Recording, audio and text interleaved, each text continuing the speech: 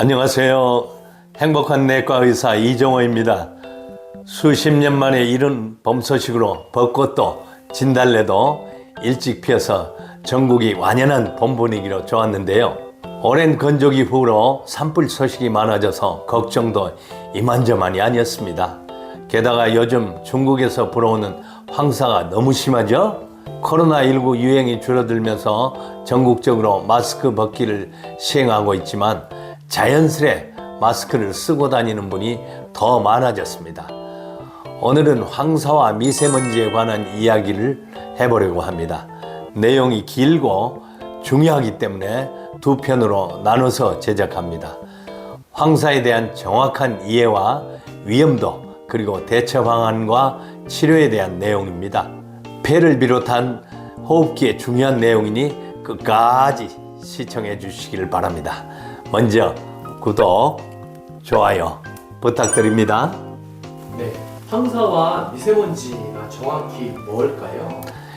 예, 황사와 미세먼지는 뉴스나 매체에서 많이 다루기 때문에 들어본 기억은 있지만 그냥 몸에 좋지 않는 공기 중 물질 정도로만 아는 분이 많은데요. 이 둘에 대한 정보를 정확히 알려드리려고 하니 꼭 기억해 두세요.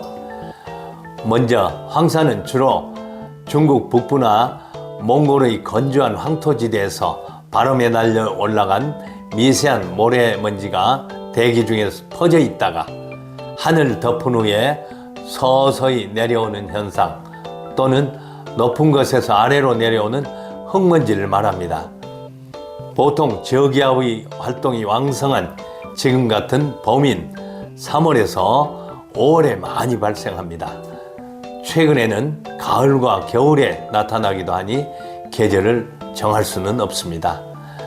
상공의 강한 서풍을 타고 우리나라에 큰 영향을 주고 이후 일부는 일본과 태평양, 멀리는 북아메리카까지 날아간다고 합니다.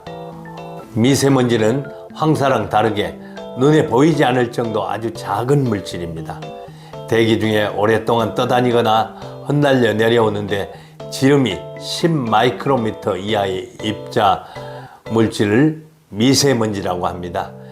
그런데 더 작은 경우도 있는데요. 2.5 마이크로미터 이하의 입자는 따로 구분해서 초미세먼지라고 부릅니다.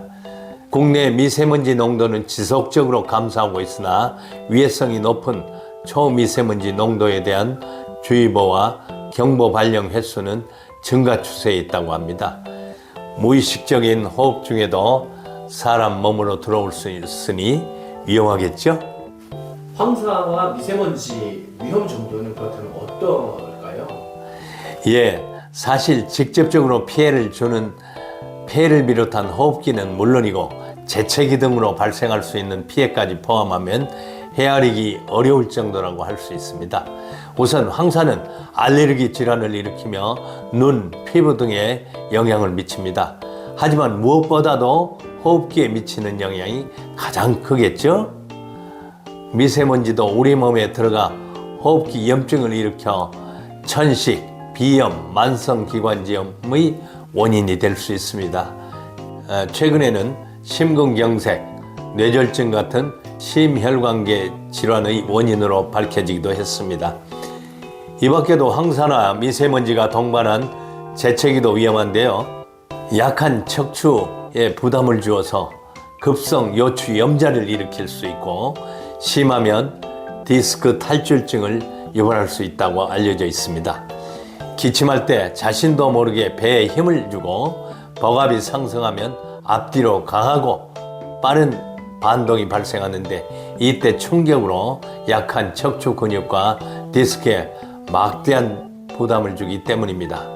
피할 수 있으면 피하는 게 최선이죠. 오늘은 황사와 미세먼지에 대한 이해와 위험도에 대해 알아봤는데요. 어떤가요? 좀 감이 잡히시나요?